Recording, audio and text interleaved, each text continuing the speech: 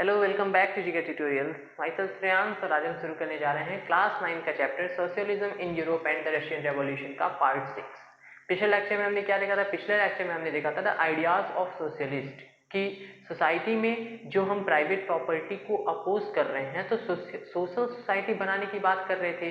तो ये जो सोशल सोसाइटी है ये कैसे बनेगी, इस चीज को लेके कुछ हमारे सोशलिस्ट कुछ आइडियाज दिए थे। किसके क्या आइडियाज थे ये हम लास्ट लेक्चर में देख चुके थे, जहाँ पे हम कार्ल मार्क्स एंड ऑल की बात किए थे। इस लेक्चर में हमें क्या देखना है? अब देखो, लोगों ने आइडियाज दिया, ठीक, उसके बाद कैसे लाना है इस चीज को प्रैक्टिस करने के लिए सबसे जरूरी क्या है? सपोर्ट। जब तक पब्लिक का सपोर्ट नहीं मिलेगा, गवर्नमेंट का सपोर्ट नहीं मिलेगा, तब तक उस चीज को प्रैक्टिस में लाना ये पॉसिबल तो नहीं है किसी भी कंट्री में। लोगों ने कहा कि प्राइवेट प्रॉपर्टी नहीं होनी चाहिए, सोशल सोसाइटी होनी चाहिए, कैपिटलिस्ट जो है उसको खत्म करके हम एक कम्युनिटी बनाएंगे, कोऑपरेटिव कम्युनिटी। तो कैसे ये सब चीजें हो पाएंगी? जब सपोर्ट रहेगा लोगों के पास तभी होंगी। तो आज के लेक्चर में हमें वही बात करनी है, सपोर्ट फॉर सोशलिज्म।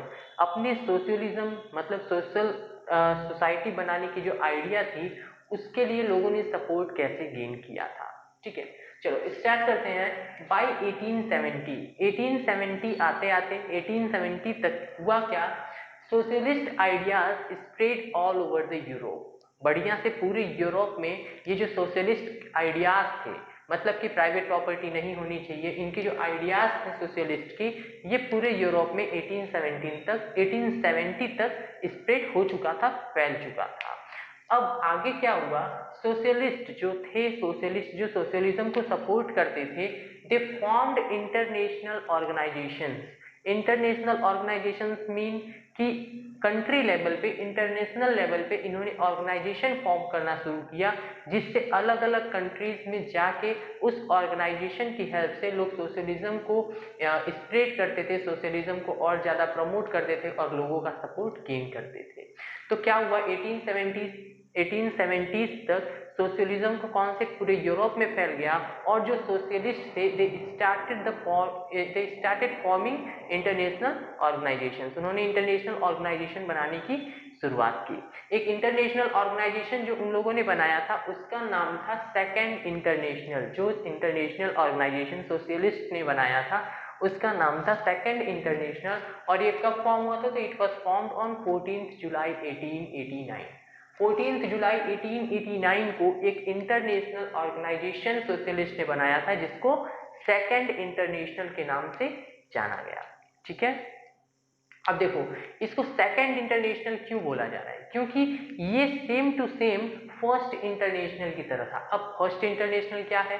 तो फर्स्ट इंटरनेशनल एक ऑलरेडी पहले ही ऑर्गेनाइजेशन बनाई जा चुकी थी। जिस तरीके से इन लोगों ने ये ऑर्गेनाइजेशन बनाया था, सोशलिस्ट ने बनाया था, तो सोशलिस्ट में बेसिकली कौन लोग रहे होंगे? जो वर्कर्स थे, पीजेंट, थ्री क्लास के लोग थे, यही लोग रहे होंगे। तो इन लोगों के द्वारा बनाया हुआ ये जो एसोसिएशन था, ये सेम इसी टाइप का एक पहले भी ऑर्गेनाइजेशन बन चुका था, जिसको हम फर्स्ट इंटरनेशनल बोलते थे, इसलिए उसी के नाम पे इसको सेकंड इंटरनेशनल बोला गया।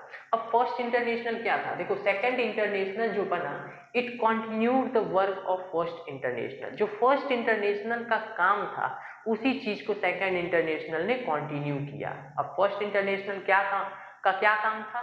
तो फर्स्ट इंटरनेशनल, यहाँ पे मैंने डेट भी लिख दिया है कि फर्स्ट इंटरनेशनल कब फॉर्म हुआ था। ये कंपलसरी नहीं है, बुक में नहीं दिया होगा फर्स्ट इंटरनेशनल के बारे में इतना, खैर अगर दिया है तो देख लेना। 28 सितंबर 1864 को फर्स्ट इंटरनेशनल का फॉर्मेशन हुआ था। फर्स्ट इंटरनेशनल क्यों फॉर्म हुआ था? तो first international was formed by workers, socialist, trade unionist and others. देखो, ये जो इंटरनेशनल ऑर्गेनाइजेशन बन रहा था, इसको workers, socialist, trade unionist, workers और सोशलिस्ट तो समझ में आ रहा है, ट्रेड यूनियनिस्ट कौन है? ट्रेड यूनियन फॉर्म होता था, पता है? यूनियन का मतलब ग्रुप होता है, ट्रेड यूनियन का मतलब जो व्यापारी लोग होते हैं, जो ट्रेडर्स होते थे, वो अपना ग्रुप बना, जैसे वर्कर्स एसोसिएशन होता है वैसे ही ट्रेड करने वाले लोगों का ट्रेड यूनियन होता है। वो अपनी प्रॉब्लम्स को डिस्कस करते हैं, उसके सॉल्यूशन के लिए इन लोग का जो ग्रुप होता है उसको ट्रेड यूनियन बोलते हैं। तो उसमें जो मेंबर्स होते थे उनको ट्रेड यूनियनिस्ट बोला जाता था। तो ये सब मिलके, workers, socialist, trade unionist and others, ये सारे मिलके 20 सितंबर 1864 को एक फर्स्ट इंटरनेशनल बनाए थे। ठीक है, क्यों बनाए थे? तो हाँ देखो क्यों बनाए थे, इसको मैंने नेक्स्ट पॉइंट पे लिखा है, workers in France and Germany started forming associations and setting up funds. नहीं, यहीं पे लिखा हुआ है। तो ये जो फर्स्ट इंटरनेशनल लोगों ने बनाया था, ये क्यों बनाए थे? तो it was formed to unite किसको यूनाइट करने के लिए? To unite workers, socialist, trade unionist and others. जिन लोगों की भी सोशल थिंकिंग थी, सोशलिज्म का कॉन्सेप्ट जो लोग भी मानते थे, जो लोग सपोर्ट करते थे, उन सबको एक साथ यूनाइट करने के लिए ऑलरेडी फर्स्ट इंटरनेशनल फॉर्म हो चुका था, जिसको आगे चल के बैन कर दिया गया था। तो उसके बैन होने के बाद सेम उसी तरीके से दोबारा सेम मोटो के साथ, सेम एम के साथ इस बार सेकेंड इंटरनेशनल बना। सेकेंड इंटरनेशनल का भी तो वही एम था, workers, socialist and trade unionist जो लोग भी हैं उन लोगों को इकट्ठा करना। तो सेम मोटो के साथ दोबारा से एक ऑर्गेनाइजेशन बना जिसको सेकेंड इंटरनेशनल बोला गया था, जो कि 14 जुलाई 1889 को फॉर्म हुआ था। तो अगर क्वेश्चन आता है कि व्हाट वाज सेकेंड इंटरनेशनल, तो सीधा लिखना it was an organization, it was an international organization formed by the socialist to unite workers, socialist, trade unionist and others. ठीक है, इसके आगे लिख सकते हो it continued the work of first international which was formed on, जो भी date है 20 सितंबर 1864 एंड ऑल, ये सब लिख देना। ये हो गया आपका कि सेकेंड इंटरनेशनल क्या था। तो यहाँ पे हम बात कर रहे हैं सपोर्ट। तो सपोर्ट कैसे लोग गेन कर रहे हैं, 1870 तक स्प्रेड हो चुका था। उसके बाद इन लोगों ने सेकेंड इंटरनेशनल फॉर्म किया, जिसके थ्रू ये अलग अलग जगहों पे जाके अपने सोशलिज्म के कॉन्सेप्ट को प्रमोट करते थे और लोगों का सपोर्ट गेन करते थे, लोगों को यूनाइट करते थे, workers, socialist and trade unionist को। यहाँ तक पॉइंट क्लियर है? अब देखो नेक्स्ट पॉइंट क्या है, workers in France and Germany. France और जर्मनी जैसे कंट्रीज में, सिर्फ यहीं पे नहीं, ऐसी और भी कंट्रीज थी, workers in France and Germany started forming association. ये सोशलिस्ट अपना इंटरनेशनल एसोसिएशन तो बना ही रहे हैं, जो वर्कर्स हैं कंट्री के, वो भी अपना खुद का ऑर्गेनाइजेशन बनाना शुरू कर दिए थे, खुद का एसोसिएशन बनाना शुरू कर दिए थे। Forming associations and setting up funds. Funds setting करने का मतलब कि जो इन लोगों का मिशन होता था, जिस चीज़ को ये आगे मान लो कोई प्रॉब्लम है तो उसके लिए इन लोगों को स्ट्राइक वगैरह करना है, तो हर चीज़ के लिए कुछ पैसे वगैरह रखते थे। तो उन चीज़ों के लिए जो भी अपनी प्रॉब्लम्स हैं, अपनी डिमांड्स हैं, उनको फुलफिल करवाने के लिए जो भी इनको एक्शन लेना था, उसके लिए फंड्स वगैरह ये एसोसिएशंस मैनेज किया करते थे। ठीक है, तो क्या पॉइंट है, workers in France and Germany started making associations and setting up funds set करने का काम भी ये करते थे। अब देखो ये जो एसोसिएशंस वर्कर्स ने फॉर्म किया था, इसकी और भी बहुत सारी डिमांड्स थी। इसमें सेटिंग अप फंड्स के आगे लिख सकते हो forming associations and setting up funds, आगे लिख सकते हो they also demanded the lowering of the working hours, increment in the wages बढ़ाने की भी बात करते थे, वोटिंग राइट्स फॉर वुमेन को वोटिंग राइट भी देने की बात करते थे, एंड मेनी मोर थिंग्स। ऐसे जो भी वर्कर्स की प्रॉब्लम थी, हर चीज़ की डिमांड को ये फुलफिल करने के लिए अपने वॉइस को रेज करते थे, अपनी आवाज़ उठाते थे। ठीक है, अब देखो ये तो हो गया फ्रांस और जर्मनी में, मैंने कहा कि वर्कर्स एसोसिएशन बनाने थे। ऐसा ही एक एसोसिएशन जर्मनी में बना था विच वर्क क्लोजली विथ, देखो in Germany workers association worked closely with, अब यहाँ पे ध्यान देना, सोशलिस्ट डेमोक्रेटिक पार्टी। जर्मनी की एक पार्टी थी सोशलिस्ट डेमोक्रेटिक पार्टी, उसके साथ जर्मनी का जो वर्कर्स एसोसिएशन था ये बहुत क्लोजली काम करता था, उसका बहुत हेल्प करता था। अब यहाँ पे ध्यान देने वाली बात क्या है, सोशलिस्ट डेमोक्रेटिक पार्टी SDP होना चाहिए, लेकिन इसका नाम SPD होता है। क्यों होता है ये अलग मैटर है। यहाँ पे इसका नाम क्या है, तो SDP होना चाहिए, सोशलिस्ट डेमोक्रेटिक पार्टी, बट नाम SPD है। तो ये मैटर नहीं करता है, SPD भूल ही जाओगे तो यहाँ पे फुल फॉर्म ही लिख दो, या फिर फुल फॉर्म भूल रहे हो तो SPD लिख दो। तो एक चीज याद रहे, SDP मत लिखना। ठीक है। क्या हुआ, जर्मनी और फ्रांस में वर्कर्स ने वर्कर्स एसोसिएशन फॉर्म करना शुरू किया, सेटिंग ऑफ फंड शुरू किया। जर्मनी में जो वर्कर्स एसोसिएशन था ये सोशलिस्ट डेमोक्रेटिक पार्टी SPD के साथ बहुत क्लोजली काम करता था and helped it to win the parliamentary seats. बहुत सारी पार्लियामेंट में सीट्स भी विन करने के लिए इनका हेल्प किया था इन वर्कर्स एसोसिएशन ने। तो वर्कर्स एसोसिएशन ने जर्मनी में सोशलिस्ट डेमोक्रेटिक पार्टी के साथ काम किया और इसको पार्लियामेंट में सीट्स जीतने में भी मदद की थी। ये तो बात हो गई जर्मनी की। बाय 1905 तक क्या हुआ, by 1905 socialist and trade unionist formed labour party in Britain. देखो यहाँ पे ये चीज मैंने ऐसे लिखा है, formed labour party in Britain and socialist party in France. तो तीन चीजें हम बात कर रहे हैं, तीन जगहों की। जर्मनी में workers association socialist democratic party के साथ मिलकर काम कर रहा था। ये अलग से सोशलिस्ट मतलब वर्कर्स एसोसिएशन कोई खुद पार्टी नहीं है ऐसा कहा जा रहा है। वर्कर्स एसोसिएशन जो ग्रुप था ये सोशलिस्ट डेमोक्रेटिक पार्टी के साथ मिलकर काम कर रहा था। और बाकी 1905 आते आते फ्रांस और ब्रिटेन में वर्कर्स एसोसिएशन ने खुद पार्टी बना ली। ब्रिटेन की जो पार्टी थी उसका नाम था लेबर पार्टी और जो फ्रांस की पार्टी थी उसका नाम था सोशलिस्ट पार्टी।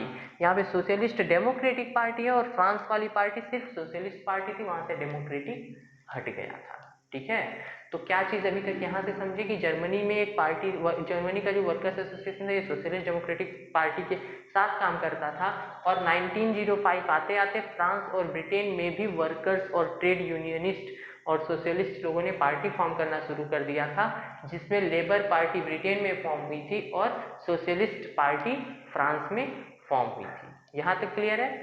अब अगला पॉइंट कि देखो एरो बना के मैंने नीचे क्या लिखा है, टिल 1914 तक दे नेवर फॉर्म गवर्नमेंट। इन्हें इतनी सीट कभी नहीं मिली 1914 तक कि ये गवर्नमेंट फॉर्म कर सके। तो टिल 1914 नेवर फॉर्म्ड गवर्नमेंट। अब 1914 के बाद की बात क्यों नहीं की जा रही है, ये आगे चैप्टर पढ़ोगे तो समझ में आ जाएगा। फिलहाल 1914 तक इन्होंने कभी पार्टी फॉर्म नहीं की, गवर्नमेंट फॉर्म नहीं की। और आपको पता है अगर अपनी आइडियोलॉजी को लॉ बनाना है, कोई नियम कानून बनाना है, तो उसके लिए जरूरी क्या है, गवर्नमेंट बनाना। ऑफ कोर्स सरकार बनेगी आपकी, तभी आप अपने आइडियोलॉजी को प्रोपाउंड कर पाओगे, आगे और बढ़ा पाओगे।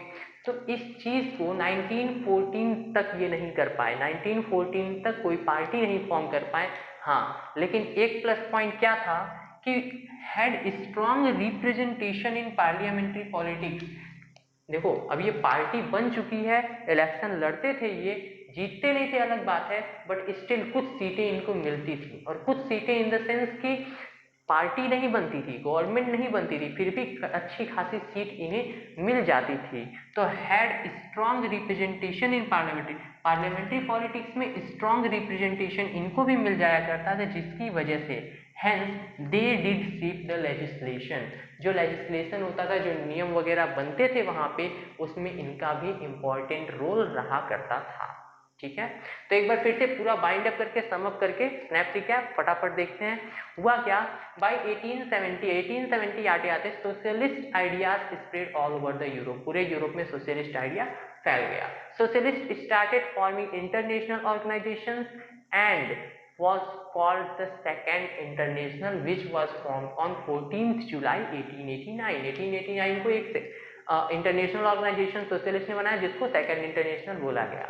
It continued the work of First International, which was formed on 20th September 1864 to unite workers, socialist, trade unionist and others. इन सबको यूनाइट करने का ये काम करता था, जो कि फर्स्ट इंटरनेशनल का काम था। पहले फर्स्ट इंटरनेशनल ये काम करता रहता था और अभी सेकंड इंटरनेशनल उसी चीज को कंटिन्यू कर रहा था। Now workers in France and Germany started forming associations and setting up the funds. In Germany, the workers association worked closely with the Socialist Democratic Party.